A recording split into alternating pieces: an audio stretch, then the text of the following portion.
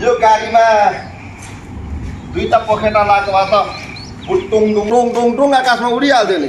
बुद्धि नै छैन। तेल हालेका छन्, बुढाको छन्, के गरे होला। अरे यो रुखमा पनि मरिच उम्रेको छैन। यो रुख गाडेको पनि 2 वर्ष भइसक्यो। कहिले मरिच उम्रिनेला यसको टुप्पामा। यता पनि छैन। अब 6 महिनामा त मरिच उम्रिन्छ कि यसको पातहरूमा। रुख गाडेको त धेरै भयो।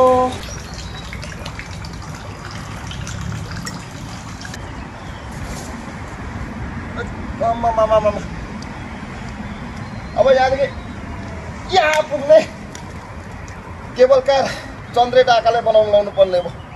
चढ्नु गाह्रो हो। अहिले नजाने, केबल कारमा जाने। अब यो दुनियाँलाई थाहै छैन। पृथ्वी गोलो छ, बिचमा यहीँ दुलो बनायो भने फुत्तै गयो भने अमेरिका पुगिन्छ। बुद्धि नभएर प्लेनमा चढ्न गइरहेछन्। केपी ओलीको आत्मकथा पढेर धेरै ज्ञान पाएँ मैले। के होइन क्या दाजु? के त खुस्क्यो केपी ओलीको आत्मकथाले यो खुस्क्यो त खुस्क्यो। अब अनिले त्यो बोले त पुग्नु पुछार के बरबर आएको छ त? के भएछ केटोलाई? खोइ केपी ओलीको आत्मकथा पढेको थियो, केटो खुस्के यस्तो छ। खुस्किन्छ त।